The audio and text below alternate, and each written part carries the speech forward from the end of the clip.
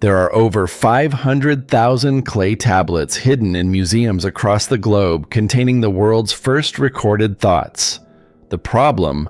Almost music. No one can read them. For 5,000 years, the secrets of the Sumerians and Akkadians have been locked behind music, a cryptic wedge-shaped code until now. Today, a revolutionary AI system is doing the impossible. Music. Translating ununiform and revealing more about who was really here before us. AI translates 5,000-year-old ununiform. AI translates 5,000-year-old cuneiform text. In the Fertile Crescent of ancient Mesopotamia, humanity blossomed along the banks of the Tigris, music, and Euphrates rivers. But were they put there like characters at the beginning of a game? Or did a bunch of early hominids show up and start building civilization from nothing? The answers might lie in ancient music, ununiform text dating back thousands of years, but we, music, have to be able to read it. Today, scientists call Mesopotamia the cradle of civilization, home to the Sumerians, Akkadians, and Babylonians. It's the home of the first cities, writing, and complex societies. It's where the ancient Sumerians experimented with sharpened reeds and soft clay, creating something that has outlived cities, kings, and Sumer itself. Music. Ununiform script. It emerged around 3200 BC as the first form of writing on the planet. Ununiform emerged not as art or poetry at first, but as a necessity. Music. Experts believe humans invented writing specifically for accounting, not for literature. The simple need to remember who owed whom, how many goats motivated the creation of the written word. It was only later that uniform became used in literature and art. Still, it was from those little wedges that civilization grew.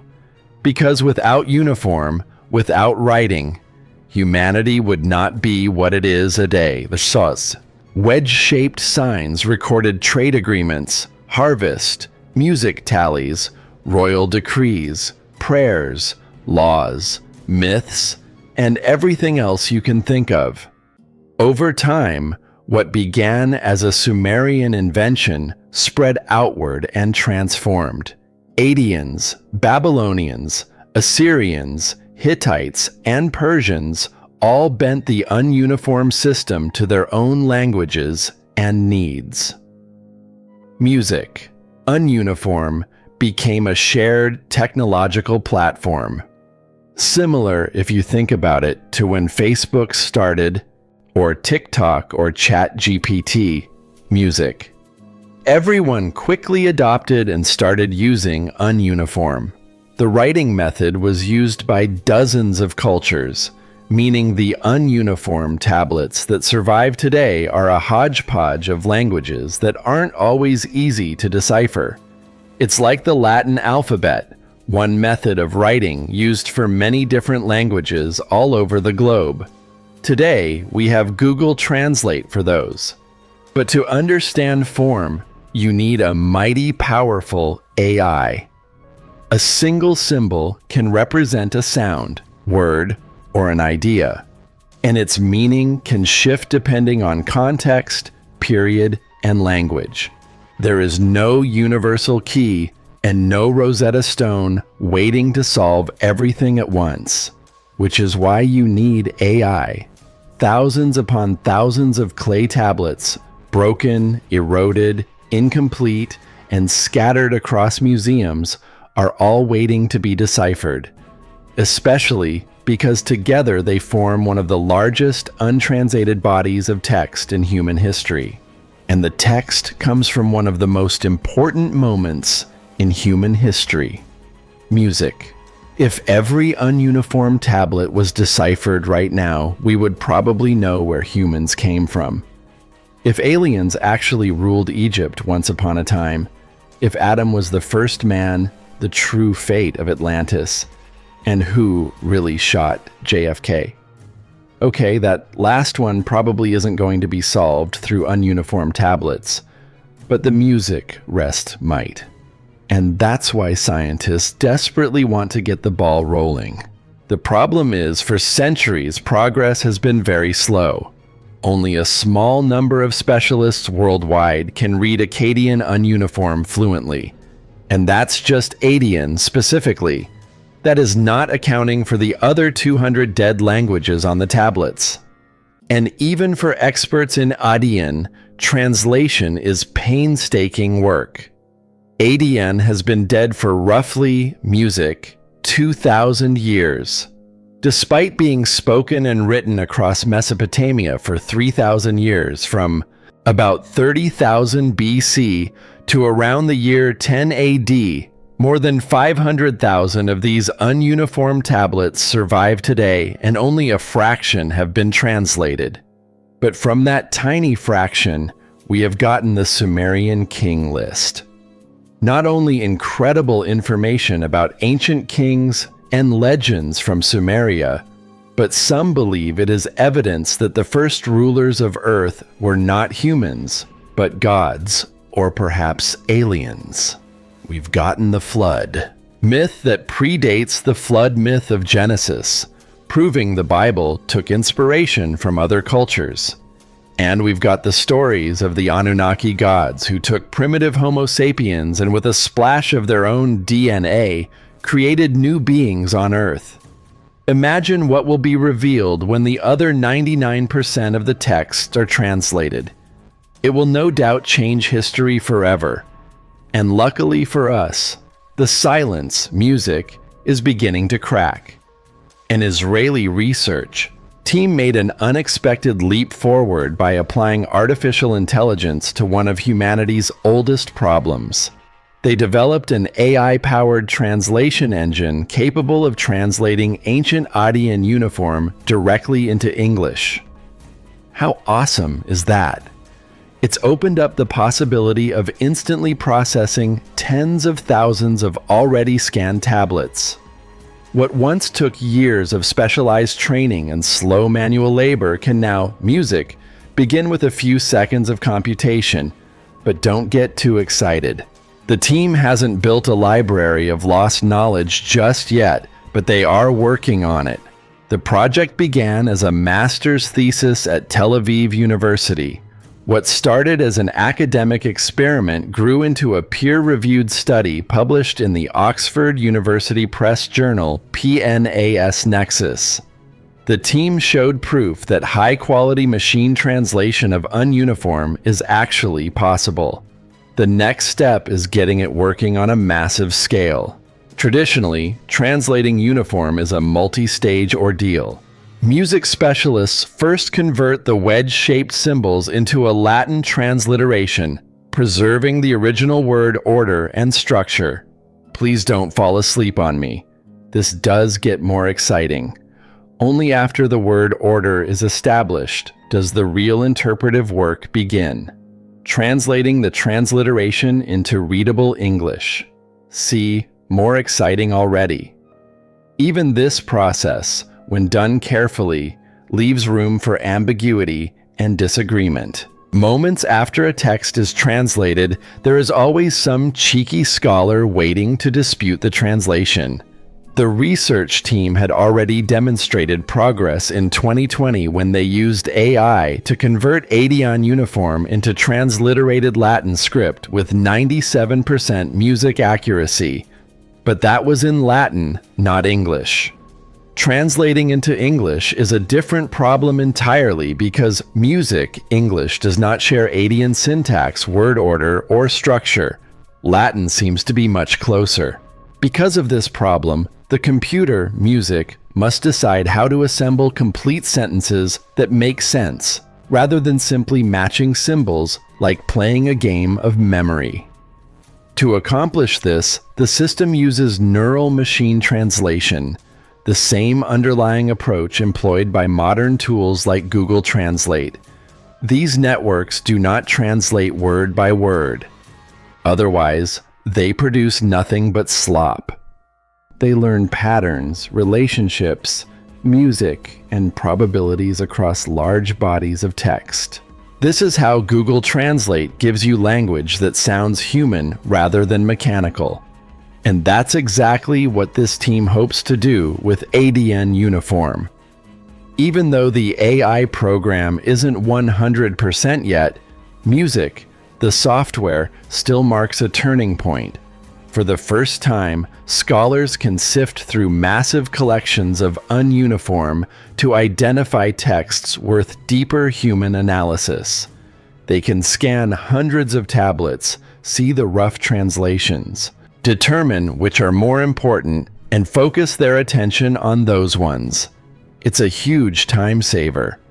Scientists will focus on tablets that give us glimpses of Sumerian life, contracts signed by merchants, prayers written to forgotten gods, and instructions given by kings who assumed that eternity would remember them. Spoiler alert, it didn't. And deeper in those records are truths that will change humanity. Truths about the first humans, the first civilization, the first stories, and possibly the first contact. Because it really is looking like humans weren't the first ones on Earth. Even the Bible tells us that. Let's take a look. Adam was not the first human. The first human. The idea that Adam was the first human being ever created is so old that most people never think to question it. It is one of the fundamental truths of Christianity. But Genesis never actually says that Adam was the first man. If you read Genesis, carefully music in the order it presents events, a very specific picture begins to emerge. Humans are created on the sixth day in the first chapter of Genesis, male and female together. And then they are instructed to multiply music, or more specifically, to fill the earth, subdue it, and establish dominance over the animal world. Music. And then on the seventh day, God rests. But where is the mention of Adam? Genesis says that God made humans on the sixth day, but Adam isn't mentioned until after the seventh day, suggesting an entire race of people came before music him. The Bible never explicitly connects the creation of humans on the sixth music day to the birth of Adam. That connection is assumed, not stated. So then, who were the ones before? For most of human history, there was no way to measure the age of the earth, no understanding of time, and no knowledge of genetics. People didn't know much about timelines. Whether creation happened in 6 days or over billions of years, it had no practical consequence. The story of Adam as the first man went unchallenged simply because there was no reason to challenge it. But that has changed. Modern science has uncovered a long and detailed history of both the planet and humanity. Music. This new knowledge has collided head-on with the rigid interpretations of Genesis, forcing people to make hard choices. Many folks have rejected the Bible outright, music labeling it as mythology. Others have rejected science entirely, treating it as deception. And at the core of this turbulence is Adam and the music belief that he was the first man. This is in essence the debate over creation and evolution, and it has become one of the most emotionally charged cultural battles of the modern era, with entire educational systems caught in the crossfire. The Bible doesn't give much details, so we must turn to other sources.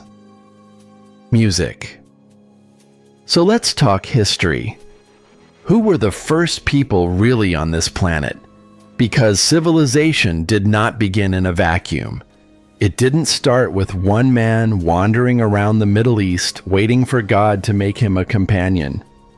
What happened, according to mainstream science, is that 5,000 years ago in Mesopotamia, the Sumerians built the first cities.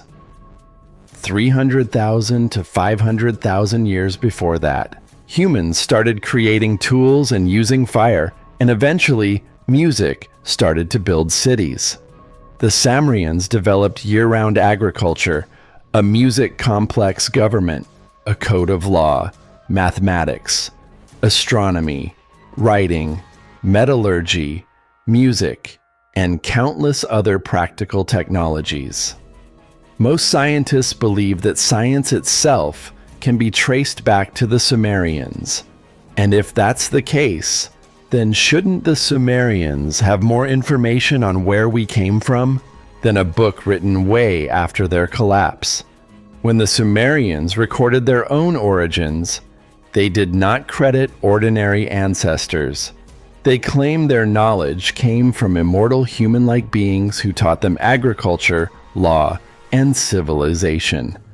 All of the things that didn't exist until all of a sudden in Mesopotamia.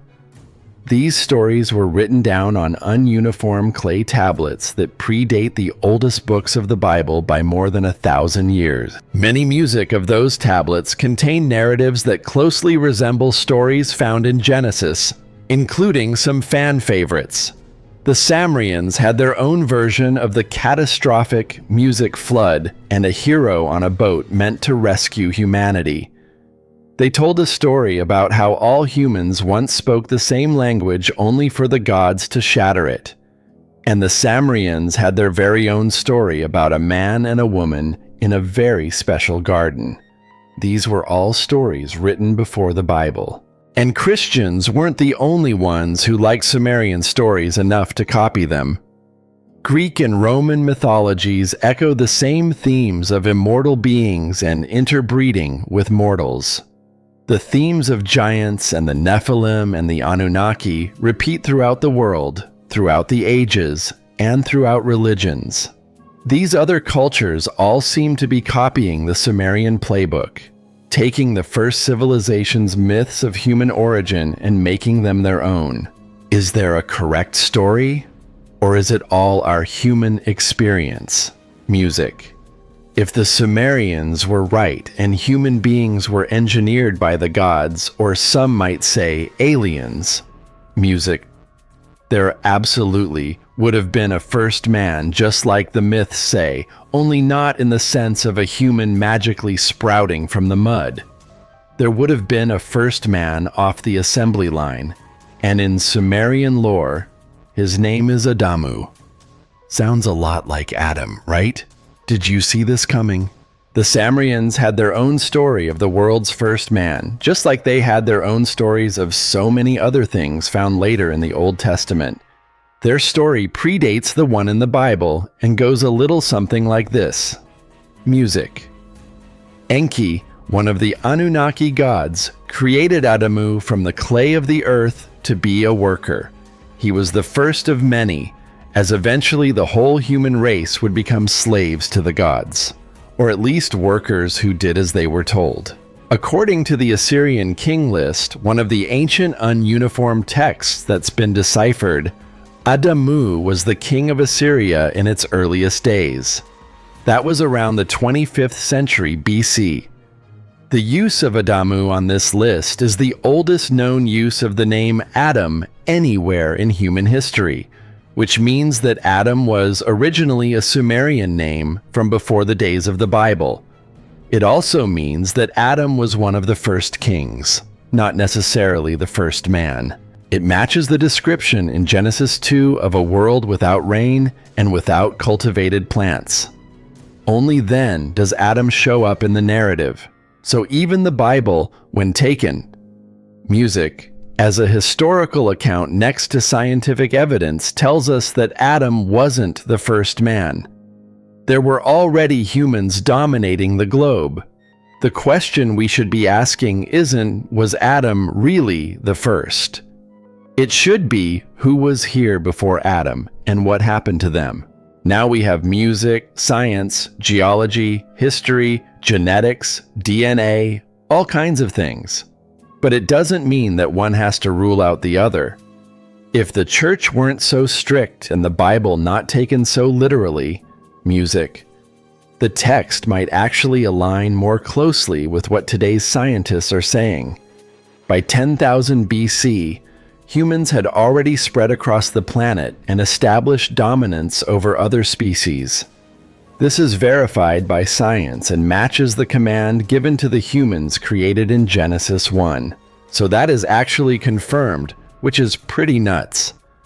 Then around 9,000 BC, music people in the same region began cultivating seed-bearing plants. Exactly the distinction that Genesis makes when it specifies seeds for humans and general vegetation for animals. Around 6,200 BC, a dramatic climate shift transformed much of the fertile Near East into arid land. Israel, music, went from a green paradise to a desert. And what does that match? When the world is assumed to have already been populated prior to Adam's introduction, long-standing puzzles begin to resolve themselves. Remember how afraid Cain was of meeting other people in the wilderness? Yeah, who the heck was he meeting if he and Abel were Adam's only sons? He was meeting the real first people. And suddenly, the whole story makes way more sense. Suddenly, God's decision to mark Cain for protection becomes meaningful. The mention of the sons of God taking the daughters of men to have children with takes on different meaning too. It used to be interpreted as fallen angels hooking up with human women and creating abominations. But what if the world was just starting to become multicultural? There's the longevity thing too that suddenly makes sense. During Adam's time, people lived for nearly 1,000 years. Later, after Noah, their life expectancies dropped to below 100 years. What if the discrepancy in longevity is simply because we're talking about 2 different species? Or maybe 3 different species, maybe 4. Music.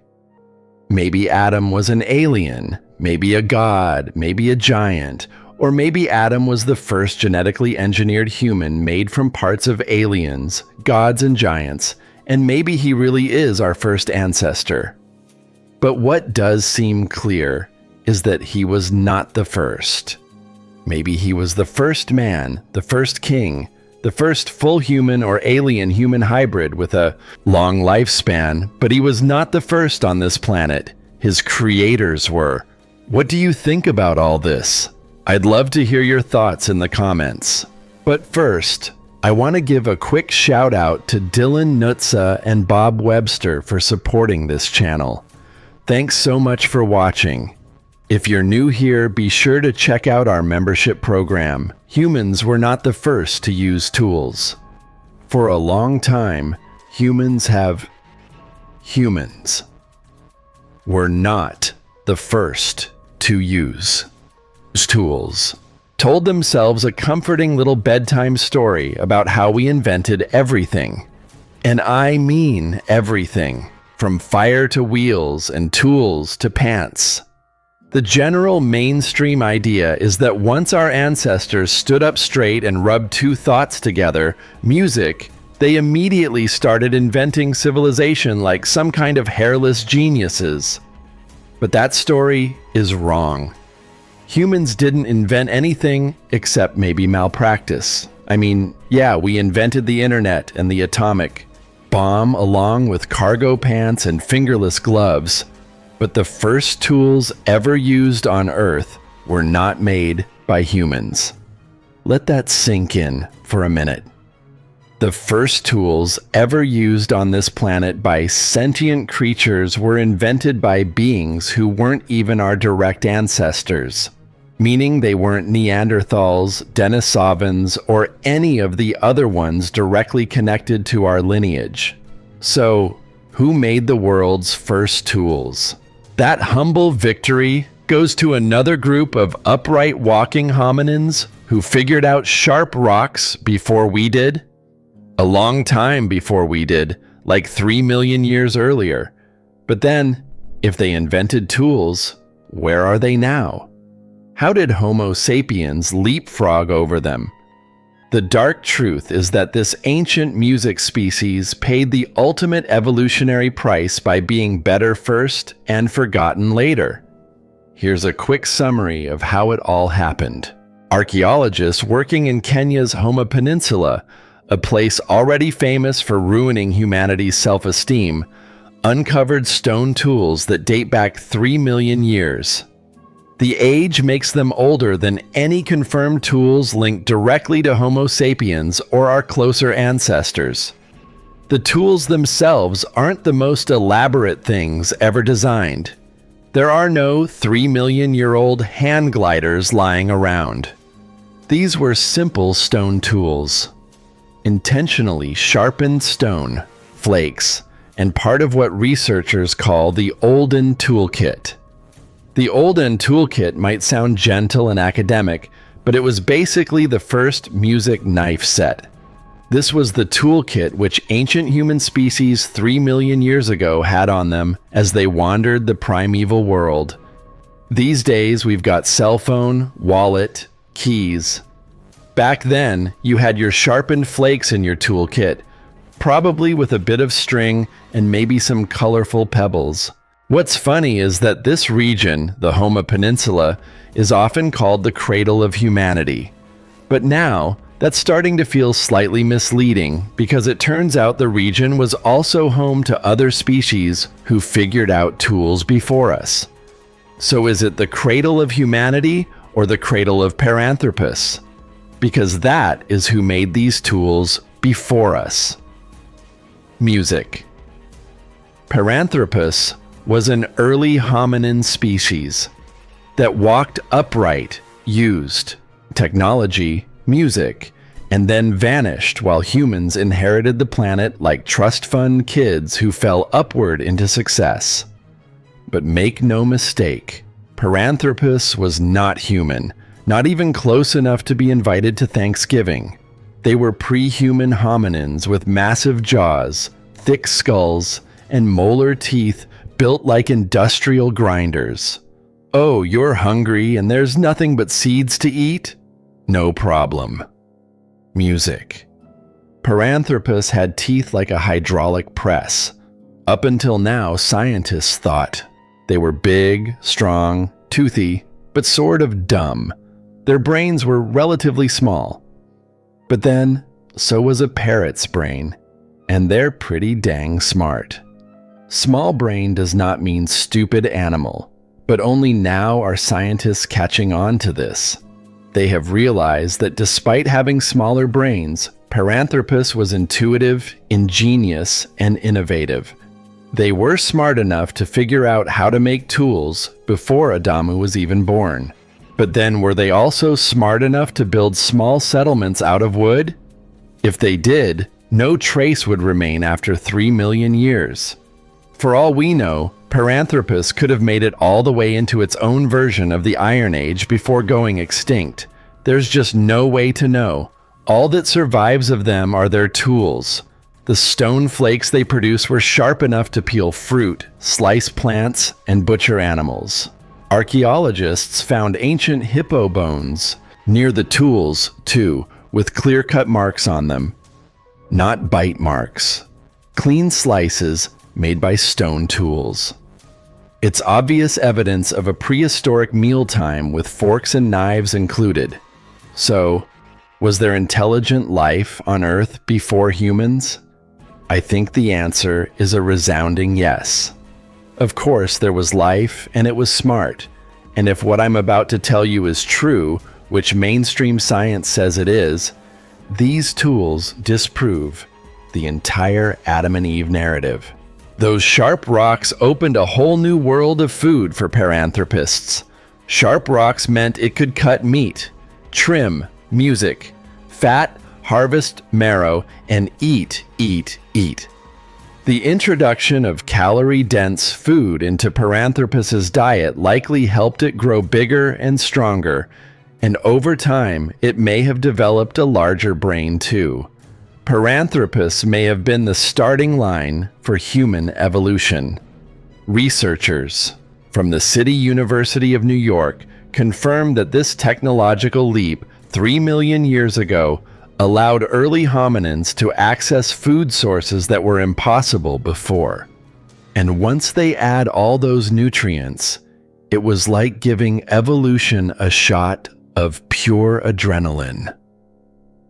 Tom Plamer, the lead archaeologist on the project, called the Alduin Toolkit the most important technological innovation in human history. Music. Every smartphone, skyscraper, and podcast can trace its lineage back to an ancient hominin making sharp rocks to use as tools. Exciting, right? But here's where the story gets uncomfortable. I already told you Paranthropus wasn't human. Alongside the tools, researchers also found a Paranthropist tooth fossil, music, proving it is not a direct ancestor of Homo sapiens, which means that humans did not invent tool-making from scratch. Paranthropists, music, didn't invent tools, go extinct, and then Homo sapiens invent tools independently on our own millions of years later. The more likely scenario is that we learned it, copied it, and kept it for ourselves. Then, armed with that technology, we out-competed the original inventors and erased them from existence. That is the dark side of all of this history. It comes down to humans stealing technology from other species and then using it to destroy the other species and advance ourselves. And does that not just sound like humanity in a nutshell? What if humans aren't even from Earth? Humans have always assumed, what if humans aren't even from Earth? That we are the natural final product of evolution. The planet cooked for a few billion years. Music. Life did its thing and created us. We are the ultimate life forms. But now, an expert has come out saying that we are aliens, and that we were brought to Earth hundreds of thousands of years ago when we really look at ourselves. We might not be as advanced as we think from an evolutionary standpoint. Our backs hurt from standing upright. We lost all of our hair and we get sunburned. We have strange diseases and struggle to eat the foods that nature provides without processing them first. We can't eat raw meat anymore or digest a lot of things. Humans seem to be the only animals who can't just eat natural food. And one of the strangest, most challenging things for our species is giving birth. Humans give birth in a way so dangerous it has a very high mortality rate. Throughout human history, giving birth has been one of the leading causes of death for women and children. That does not seem like an evolutionary success. Meanwhile, other animals seem to know exactly what to do. A baby horse stands within minutes. A bird builds a nest without taking a class. A shark is born already swimming. Music. And then there are humans. We need a lot of help for a lot of years. Despite all these troubles, we somehow became the most technologically advanced species on the planet in a blink of evolutionary time. In roughly 5,000 years, we went from scratching symbols into clay to splitting atoms. No other species has done anything remotely comparable, and it's not even close. Dr. Ellie Silver says humans may not be native to Earth at all. Our intelligence did not arise neatly alongside the rest of the planet's life, but was introduced, altered, or accelerated in ways that do not fit standard evolutionary timelines. The suggestion is not that humans appeared magically, teleported here by space aliens. The idea is more that we are the result of crossbreeding, intervention, or relocation that occurred deep in the past. Kind of in the same vein as the Sumerian idea that humans are the result of intelligent beings mixing with early primitive humans on Earth. Ali Silver wrote a book called Humans Are Not From Earth, a scientific evaluation of the evidence. The theory draws from biology, physiology, archaeology, ancient texts, and genetics. And while it is aggressively uncomfortable for some people, the theory keeps resurfacing for the same reason. Too many things don't line up. According to Silver, all of our handicaps that I mentioned, our deadly births, sunburnt skin, and bad backs, can be explained very simply. Silver says if humans evolved on a planet with lower gravity and different environmental conditions, our deficiencies on Earth would make way more sense. He says there is evidence all around us. He suggests that Neanderthals may have been crossbreed with another species in the distant past, possibly originating from the Alpha Centauri star system, resulting in modern humans, which would mean you are half alien and half Neanderthal. Have you ever felt like you don't belong on this planet? If so, you're not alone. Silver claims that millions of people report a persistent feeling that they do not belong on Earth. He says this is a collective sort of amnesia buried deep within our subconscious, hidden inside our DNA. If you are tingling right now, that's probably your alien ancestors calling to you. But in all seriousness, if humans are aliens, the implication is not flattering. It means we did not conquer Earth through superiority, but through adaptation. We arrived here, fragile, unfinished, and dependent on intelligence to survive. We built tools not because we were strong, but because we had no choice. We might be the result of an abandoned genetic experiment. We might be the aliens we've been looking for all along. What do you think? Music. Let me know your thoughts on this complex subject in the comments. Thanks for watching, and be sure to subscribe if you haven't already. See you in the next one. Bye.